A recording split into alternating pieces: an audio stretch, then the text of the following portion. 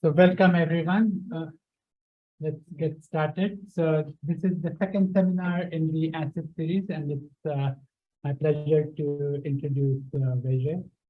So he's a professor in the Wharton Statistics Department and has been working on a number of problems related to deep learning. And today he's going to tell us about the question that's, that we would all love to do, which is we want to be the reviewers of our own papers. Thank you, Raj. Thanks for inviting me. It's really a great opportunity for Penn to have this A-set seminar to bring together many people working on machine learning on different corners on campus.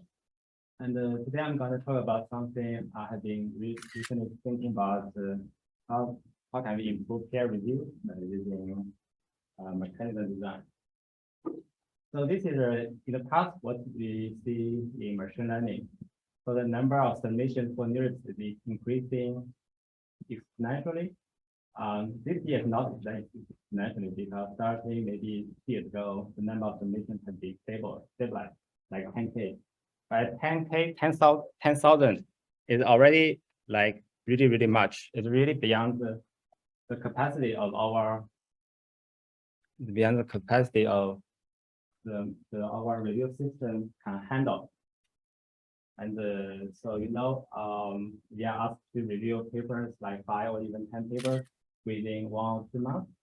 And but we really don't have that many reviewers to do the job. Typically, a paper will be reviewed by 3 or 4 reviewers. So in total, we need 30K or even 40K reviewers to handle the job. And there will be I clear new XML. So this happens basically every 2 or 3 months. And as a result, actually, currently most of the reviews are PhD students, even for even juniors. So this creates a lot of issues. I was also trying to think what is lower than a PhD student. Undergraduate. Yeah. So there was a year's experiment like 8 years ago. So some papers were randomly sent to 2 different sets of reviewers. And let's see whether they would agree on the acceptance or rejection of the paper. So unfortunately, it's very random. So actually, given that one set of the reviewers agree on acceptance, the other reviewers actually, with the majority of the time, was the rejection. So they will disagree. They will disagree for most of the time. And so really, you need to accumulate a lot of luck in order to be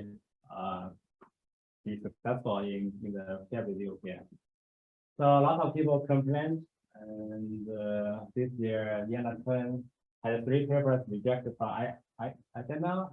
He is very vocal on Twitter, and he made a tweet, and many people followed and retweeted and the like. So this was the typical setting for peer review. This paper is reviewed by 3 or 4 reviewers, and of course there are many other factors like the seniority of the reviewer and whether the reviewer is an expert or a green bird. Many other factors. But the thing that the average rating is the single most important factor for determining the paper, whether the paper will be accepted or rejected. If the average rating is about, for example, 5.75, like here in this region, your paper is most likely to be accepted, otherwise it will be rejected. However, whether paper rejected or accepted is not only a single threshold.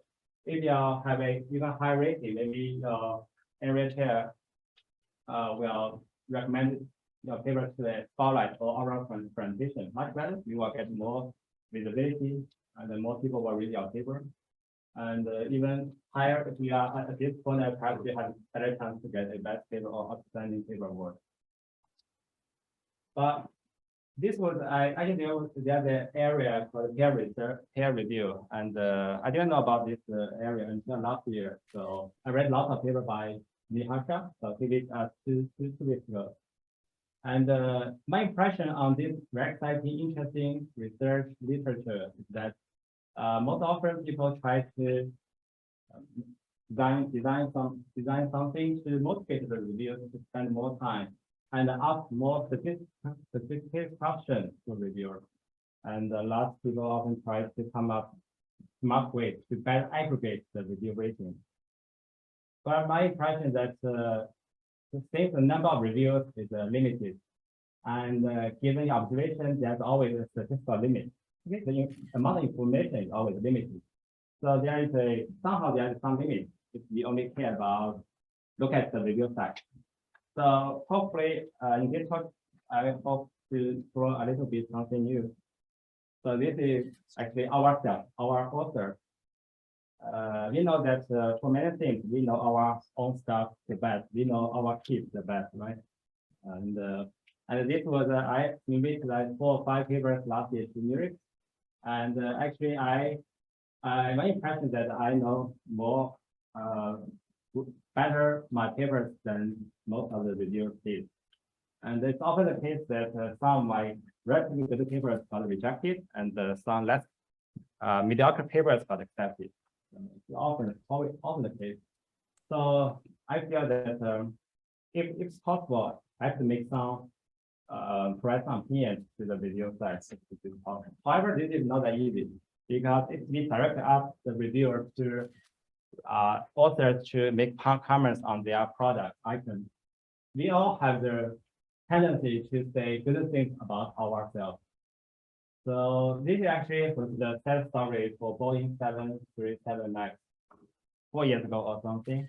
2 planes crashed, and and later the investigation showed that it was part of the reason was that actually FAA designated Boeing, the company, to evaluate the safety guarantees of their own product. So certainly Boeing was not that serious when it was evaluating its own product. So I hope to so since that they always not that easy to elicit truthful information from the author of the owner. So let's bring this as a can. So suppose Alice owns lots, is very productive, she writes many papers, and all she is very rich, owns lots of different houses, for example. And Bob, suppose, is an organizer, or conference organizer. He wants to estimate the ground truth, the true quality of the paper. So the number of items and papers she writes, is noted by N, and suppose the ground truth are R1 to Rn. And she observes, but Bob observes the noisy observation of the ground truth. They are provided by the reviewers, for example, independent reviewers, and they want to then adjust the noise variable. Later we will see that Bob will ask some questions and Alice needs to answer. But before submitting her answer, Alice cannot observe why. She can observe why later, the review later. But for Bob doesn't know the ground truth at all. He only observes the rating, the review rating, which are always noisy. I have a question. These ratings is it like sorting of these items, or it could be Alice could have any ratings, on items and nothing equivalent? Yeah, here we think in the very ideal case where the noise are kind of independent, so the reviews actually just unbiased in some sense. They are independent, and they are given by the reviewers, some third party, which we can think of as a reviewer. The reviewers rate the quality of Alice items, which are papers, for example. Okay, but the rating, there is no assumption about R1 to Alice. It could all be. Yeah, at this moment, R1 time can be Alice. At least. How reasonable it is to assume that Alice actually knows the ground truth. Because people may be confused about their own terms. There could be mistakes. There could be unreasonable assumptions. Yeah, it's a great question. It's always too much or too really ideal to assume that Alice knows everything about the vector R1 prime.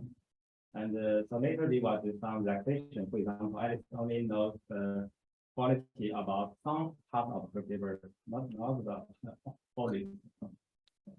Yeah. So this is always Yeah, actually, possible extension, actually, which is, of course, is the other scope of this talk. For example, you have ground truth, but maybe Alice knowledge is also a noisy version of R1. So that's the hierarchy. But this is a little bit, this is for future work, but I'm so hopefully Bob can ask some questions, and Alice will provide the answers, and this will outperform the raw estimate. The raw estimate is always Y is always there, so we should do at least as good, better than Y. And without asking any question, Bob can, for example, do very traditional statistics like maximum likelihood estimation. So there are three things needed to resolve. First, what kind of question can Bob ask? And second, once Bob gets information from Alice, how can Bob incorporate this information into the estimation? So last, what does Alice want? And in this case, the first, Alice knows the true qualities and estimation accuracy part is not she wants, right? So she wants something different. So, and these two questions are roughly addressed here. And first,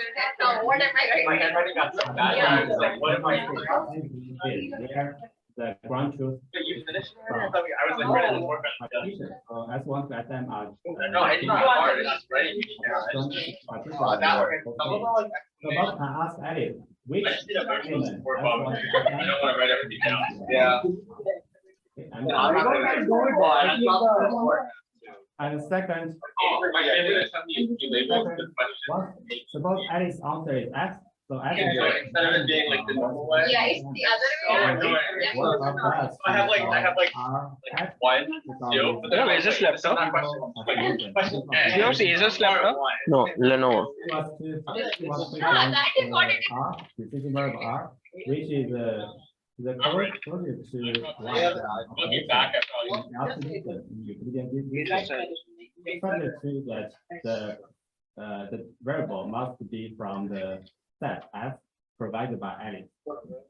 Now, Alice might be lying, but at this moment you have to trust Alice. So I used to get that. imposed by Alice.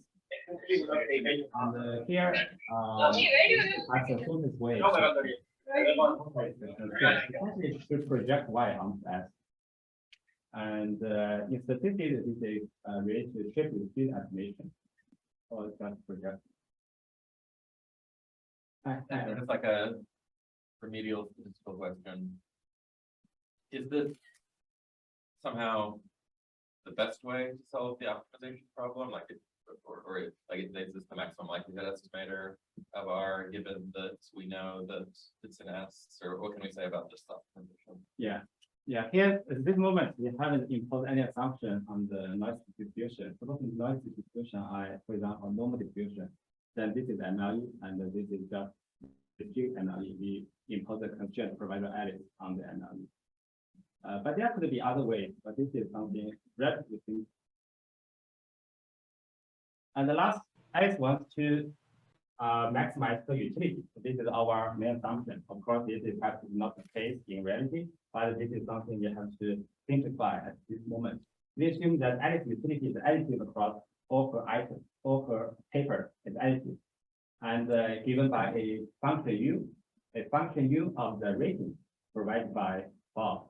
And so that application there, there's a randomization from the noise.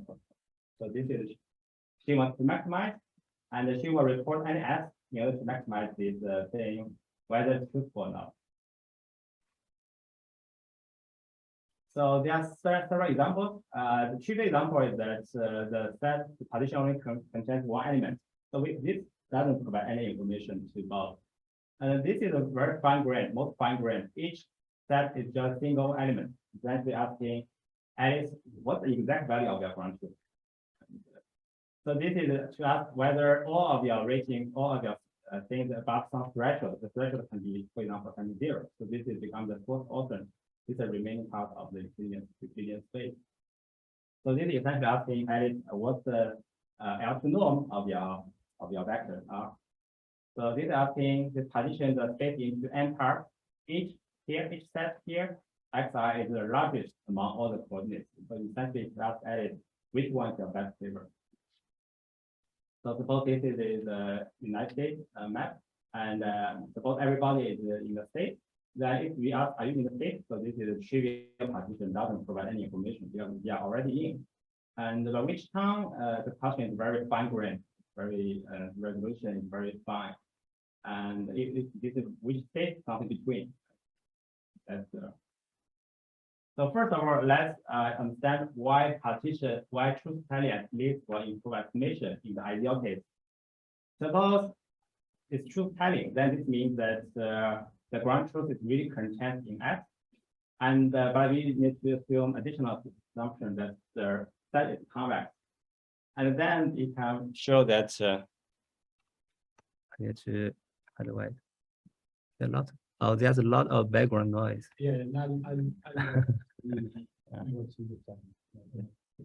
Sorry, so I don't know how to say right. And so this very simple inequality shows that by taking into account the constraint S, and we will at least reduce the risk in L2 distance compared to using the raw observation Y. So this is a very simple fact from convex geometry. If we project onto a convex body, and you will reduce the distance to any point on the convex body. So actually, this is you can even get rid of the application. So it's always holds in a deterministic way. So intuitively speaking, if the S to be small, the set, because it allows Bob to better narrow down the search space to find the ground truth. Which is the case. Is in the simple case, if both S1 and S2 is smaller and both contain R, and then we can simply prove that in the ideal case, whether noise tends to 0 or tends to infinity, then the risk will become a bit smaller for the smaller set. But intuitively, this is very intuitively this is the whole. But I cannot prove it when sigma is a constant. And like you should be able to bounce the noise explicitly in terms of like the Gaussian width of S, right? Yes. So that's why this is easy for the case when S is a cone. And it's like also easy if S is like a polytope. Yeah. Just count the Yes. For Gaussian width, you should assume that the mean is at the origin. So actually, this is here. When the sigma goes to infinity, then essentially the ground truth R takes no role. So essentially, we are computing the Gaussian width. For Gaussian width, the numerator is more than denominator. Actually, I would say that there are counter examples where actually, if you have a large set, you are actually improving estimation. There are counter examples. But these kind of examples are pathological.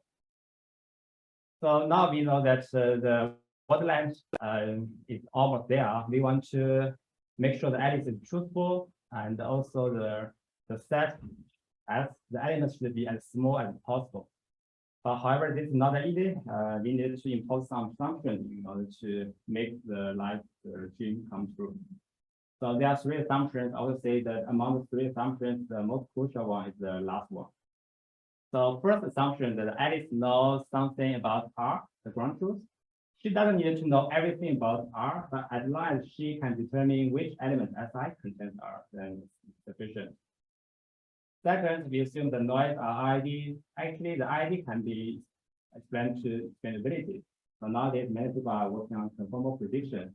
So explainability can be a nice assumption. Can be also applied to this case. The probability distribution actually can have mean non-zero. It's not necessary to be unbiased. So this is a very crucial assumption. This means that somehow for some applications you have to give up, and because we need to impose some assumptions. Here you is assumed to be an increasing convex function. So later we can slightly extend U to be the case where there is an interaction between different items, and this sort of saying that the derivative U, the marginal is increasing, but this marginal is not the marginal in econ. Here the marginal is the marginal with respect to the rating, not with respect to the quantity. So let's argue why, at least for some applications, it's not that it's still reasonable to assume convexity. So here in conference review papers, once the paper is accepted, there are several possibilities where a paper can be a poster. I did a poster several times, and so I stand in the hallway of nowhere, and only 1, 2 or 3 people, random people, stop by and asking some random questions. So it actually doesn't make too much visibility. A spotlight is better, but maybe the gap between spotlight is the improvement between spotlight and the poster is not that good. By comparison, maybe the improvement between an oral and a best paper or outstanding paper will really make much difference. If people usually will write this into our resume if we have a chance, right? And so essentially this means that at least in this case, the margin is increasing. This is also perhaps the case for some very valuable things like diamonds. So diamonds are rated into different scales. For very high rated diamonds, if there's an improvement in the scale, the value will also increase. Will increase very much. Of course, this also depends on categorization. In principle, you can categorize, you can merge 9 and 10, right? It's always anyhow the convex function is always a approximation. I think What is your the utility of a utility. Yeah. Utility function applied to the rating. but what is the function of The function of rating. the rating of the The rating provided by Bob is not about the ground truth. Yeah, so this is the first main result. The first main result saying that under the 3 assumptions, if Alice is always truthful, meaning that Alice always provides F such that F contains the ground truth, then the knowledge partition must satisfy the following condition. So it must be any 2 neighboring sets, S1, S2, for example, in the partition, if they are neighboring, and then their boundary must be separated by a pairwise comparison hyperplane for some I and j. So on the left, S1, xi is larger than xj, and on the other side, side, xj is larger than xi. So this allows Alice to determine which element really contains the ground truth by doing the pairwise comparison. And for example, then the question we can ask Alice must be something like whether your third paper is better than your fifth paper or something. And this also actually this is scale invariant, right? It must be a cone. This means that if something, the story doesn't change at all if you multiply your rating by constant. So now let's go back to the partitions we mentioned earlier on. If we ask what exactly of your ground truth, your vector, in this case, Alice will in general will not tell you the truth because this is not formed by, cannot be given by pairwise comparison. And if we ask whether all of your entities are non-negative or about some threshold, no, because this is also not given by pairwise comparison. And also not the case because this is essentially to compare the radius. And this involves 3 papers, so that the pairwise comparison is only concerned with 2. And this is also not because it's already looks like comparison, but there's a gap 10, so it's also not. The last one, which entry of ours largest, which one is your best paper, your favorite paper? So in this case, maybe because this is set by the condition, necessary condition of the previous theorem, but it's not a sufficient at this moment. So later we will prove that actually yes, that is based on an independent proof, another proof. So let's give briefly some intuition why pairwise comparison here are needed to ensure truthfulness. In a special case where n is 2, then the condition must be either the trivial one or just to cut the band by the 45-degree line.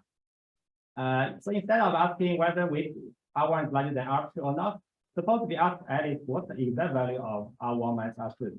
So then the partition actually consists of all the lines parallel to the 45-degree line. So in this case, for example, Alice will always tell you that the difference between the 2 papers actually is infinity. So she's making a super good paper and a super worst bad paper, something like that. Why? Because look at the constraint. If the constraint that R1 minus R2 is infinity, then the minimization will be attained when the R1 actually half of the positive infinity, and R2 is half minus half of the infinity.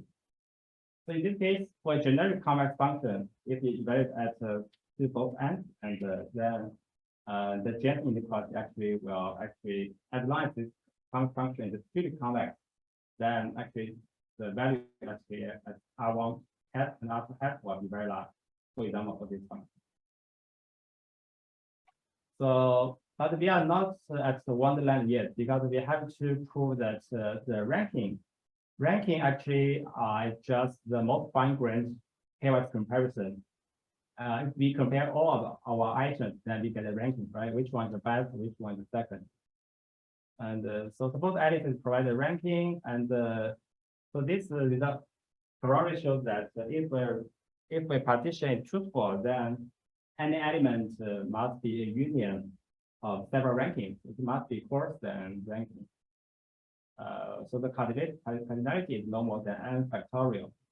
So in this sense, ranking is all we need. Ranking is just like the Legos. So if we have the ranking, we can construct any shape we want. However, it's not the end of story, because we haven't proved the truthfulness of the ranking. So this is the isotonic mechanism. Because why do we call it isotonic? Because once you give the shape, this is the actually just isotonic regression statistic, and you want to find the you want to fit a linear regression actually annually, but you want to give the shape impossible shape on your estimate. So this one should be the largest, and this component should be the, for example, should be the least. So this is our second main result, and under the previous three assumptions, Alice will be truthful if she is asked to provide a ranking. So the ranking will satisfy this inequality for the ground truth. So this is most fine. So this then ranking is the best information we can get truthfully from Alice, because it's the most fine-grained and also truthful, right? And here the distance in the isotonic mechanism can be replaced by fragment divergence, because this doesn't change the solution. The isotonic regression actually the solution is invariant with respect to several metrics. And then now let's briefly talk about the proofs. I think the proof is very simple. It's just a combination of the majorization theory and plus coupling. And the intuition is even simpler. Actually based on the algorithm for solving the isotonic regression. So let me introduce the power algorithm briefly. So you plot the observation according to the ranking provided by Alice. Suppose it's already decreasing, then you are lucky you can solve and this is your solution. But in general, it's not the case, and so we need to identify any increasing subsequences, and they're increasing, so that's violation. Then we replace the subsequence by their average. In this way, the average is always preserved. And we do it again, and replace by their average. So now we are done. So now it's monotone in descending order, so we are done. So in this way, the mean is always preserved, but then the solution becomes closer to each other. And in convex inequality, the general inequality tells us that if we replace the two numbers by their average, we will reduce the convex sum, right? So in this way, we will reduce the utility depending on how many times of averaging we need to do for this average. If Alice tells us a true ranking, perhaps we don't need to do too many averaging wrong. But if she tells us a random ranking, or opposite ranking, then we need to do lots of averaging in order to satisfy this monotone relationship. So we will reduce, as a result, we will reduce the convex sum a lot. And so in the case where N2, suppose R1 is much better than R2, if Alice tells us the truth, then perhaps she will get a overall quantitation with a reduction. If Alice lies, then she will get the average. The average rating perhaps will hopefully slightly above, for example, 5.5 threshold. Then she perhaps will get this paper accepted by the poster. So in our case, the convex utility of the course is always assumption. We assume that Alice is the first type. Okay? type. You said that ranking is truthful for Alice, but is it better for her to tell the whole truth, or can she give a partial order sometimes and get more value? I mean, so does she have to give a complete ranking? Yeah. Yeah, if she tells the whole image, she tells R1 after the value of her branches. No, I'm saying generally the N papers, should she rank all of them in order for maximizing her utility, or should she maybe give only information about some of the papers or some partial? Yeah, usually we will. Yeah, no, I think it's usually it's too unrealistic if we ask to rank all of her papers and learn. And they ask her, for example, to give a partial ranking with some type, but the number of types will be limited. She cannot say that they are all equally good. And then you get an answer, not information. Oh, so you're forcing her to give her in. You're forcing her to give her in. Yes, yes. Yeah, we can relax the ranking to be like partial ranking. Like that. So this is a result in high dimensional statistics. If the best paper and the worst paper, the gap between the two papers in terms of ranking is bounded, and the left angle is very large, and then there's a classical result in exponential regression, saying that basically the algorithm is basically of the scale n to the 1/3, sigma to the 4/3. But if we just use the raw observation y, then we know that the risk is n times sigma squared. So a comparison between the two tells us that we would prefer the exponential regression. Exponential mechanism will perform well if n is large and the sigma is also large, right? Sigma is already large. People always complain because it's very noisy in peer review. But how about n? So this question, I guess just I give you the answer because I have given this talk to some econ audience. When I asked what's the largest of n, they can imagine it was maybe 5, maybe 6. I know this when I showed that the largest number at least 32, they were shocked because just the different community for econ people, they only write maybe one paper every year at most. And so 32, but this is only based on some public records. Perhaps they are the even larger number. Nobody knows, right? And this June, and when new deadline was passed, and Dan Roy made a tweet claiming that he reached 135 papers. So I followed him, and so I asked, well, is it good? And if not, can you rank your 175 papers? So he said not good, and because he did based on first project with like more than 100 undergraduate students in his class, and they all ranked #1. But I think it was still a joke. It's impossible. The takeaway from this plot is that there's a number of famous researchers whose personal acceptance rate that I clear is like well below the actual overall acceptance rate. Yeah. The average acceptance rate like is 1/4, right? I believe. Right. So second of them did a pretty good job, 40%. Although he's mismanaged, but his acceptance rate is also high. Some people, But 14%, yeah, quite a bit lower than. this is a little embarrassing. Yeah, only 11%, much only half of the average acceptance rate. Weijie, I have a quick Are there 10 question. people here? Hello?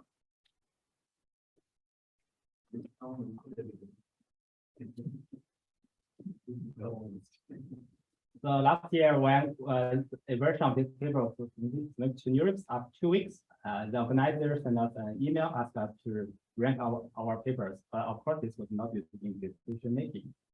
So this was an interesting coincidence. So now let's talk about some extensions. And we will ask, suppose Alice is not fully knowledgeable, she's just not able to rank all her papers, for example. And what if the utility, for example, that heterogeneity depends on the ground truth or something? And what if Bob is not sure which knowledge partition to use? He has many knowledge partitions, but he doesn't know which one he should use for Alice. And then what we need to do for case of multiple owners. So first of all, and when n is 1 is very simple. In general, there's no knowledge partition, truthful knowledge partition. when n is larger than 3, larger than or equal to 3, there's a simple counterexample. So this is the only. So, there is a question. So, Osbert, you can ask a question. Oh, yeah, sorry. I was wondering, I mean, it sounds like you've assumed that Alice's number of papers is fixed. Is there any incentive about, say, writing more papers? Is it strategy proof to things like that? Yeah, great question. Actually, in the original, in the current form of this algorithm, actually, he perhaps will gain by submitting more papers because he can submit, she can submit some junk papers and rate the junk papers the lowest. And then there is some chance that some junk papers will still be rated by high by some random novice reviewers. And then this will push the other papers up in terms of rating. So he can perhaps get more acceptance rates for her good paper. But could be some one solution to this kind of thing is to, for example, to make our review system on the for example open review.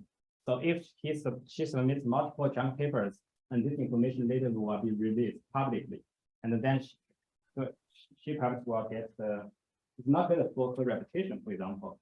This essentially shows that if your paper gets rejected, actually your utility is not there, inactive.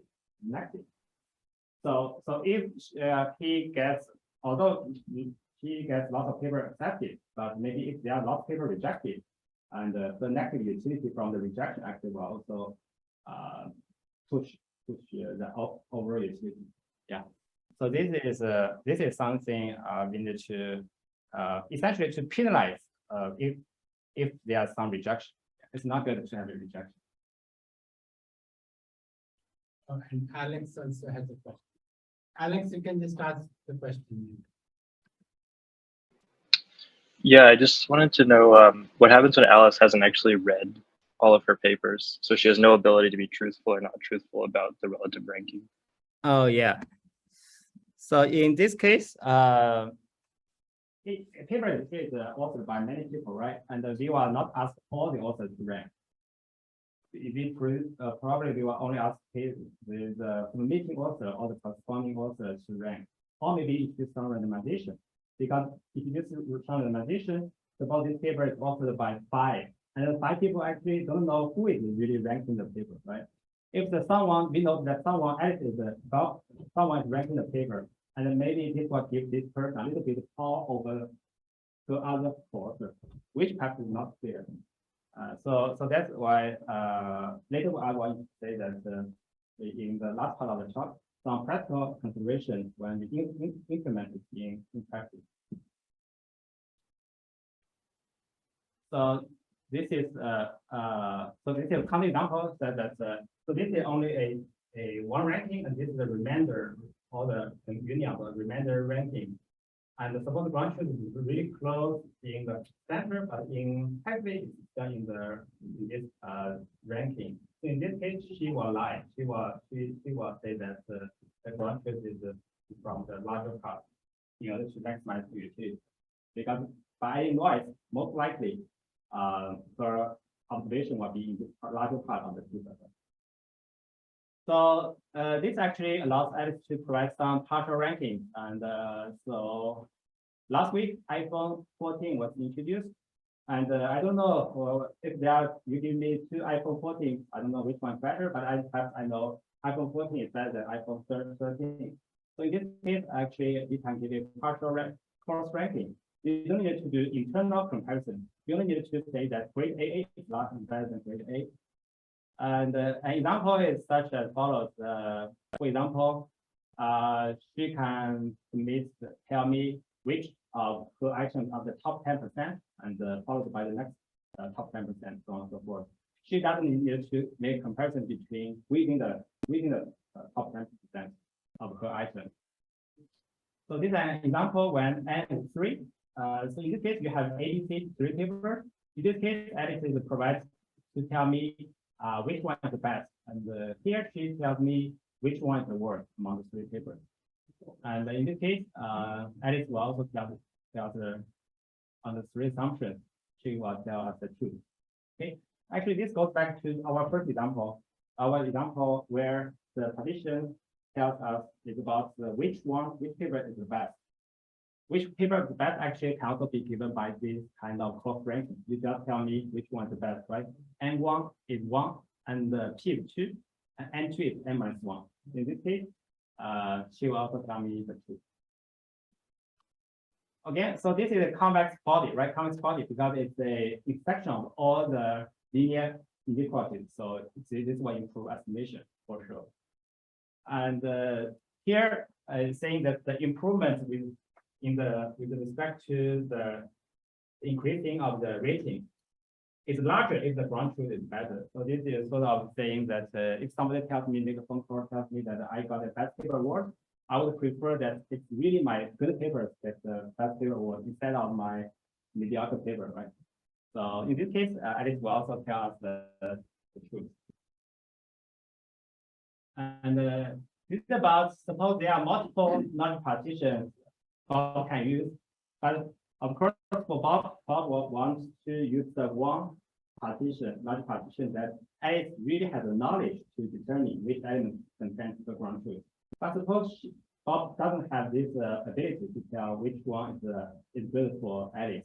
Then what Bob can do is just to present all the knowledge partitions to Alice. Alice just needs to pick any knowledge element from any knowledge partition. That's it.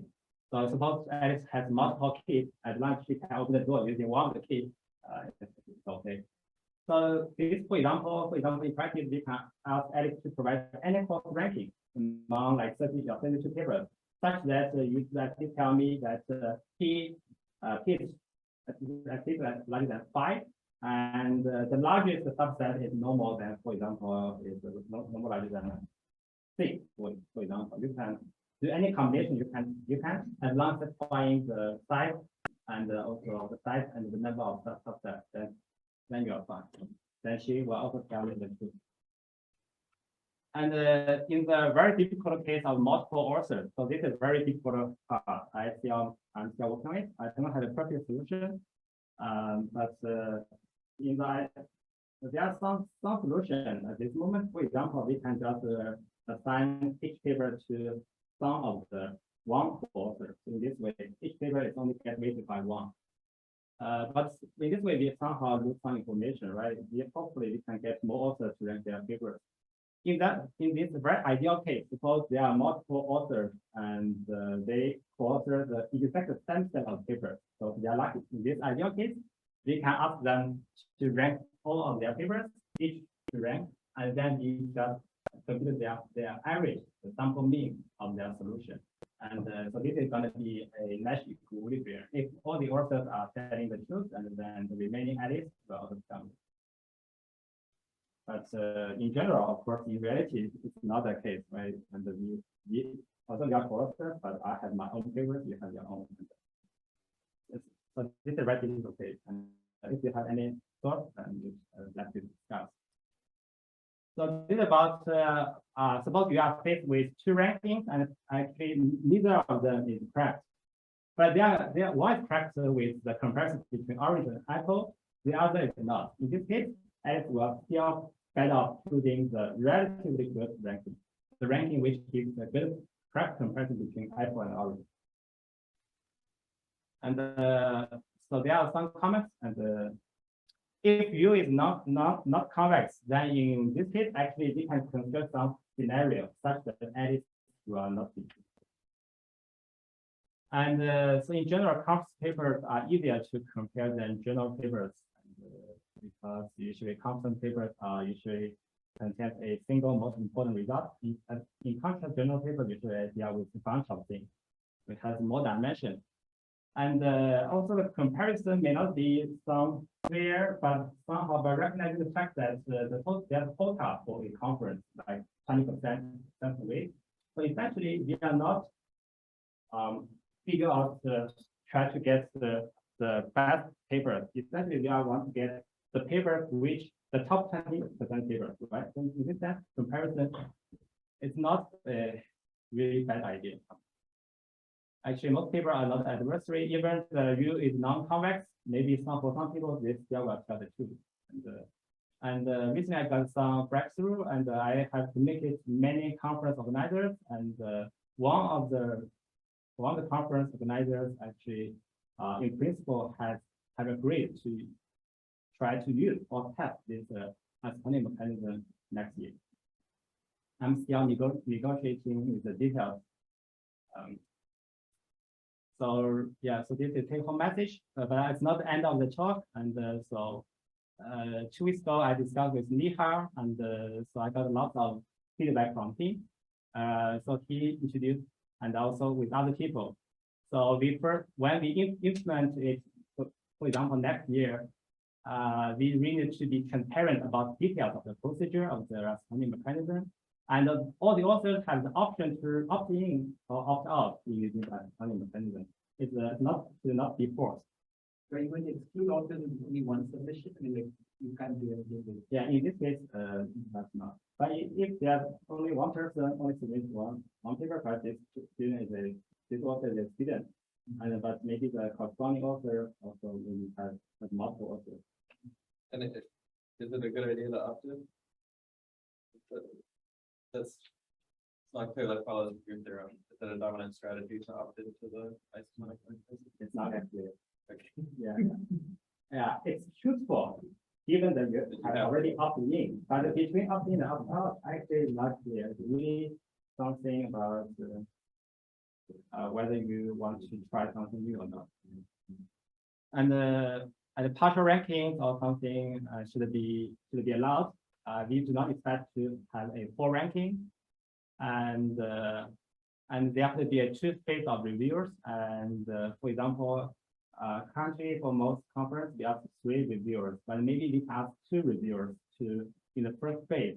If there's a huge gap between the raw rating given by the reviewers and the mechanism adjusted rating, then maybe the senior area chair can alert the area chair to ask the area chair maybe to pay more attention to this case, or maybe to recruit an additional reviewer. And also we perhaps need to adjust the biases based on because of different disciplines. And we can also introduce randomization in assigning the paper to whom to rank.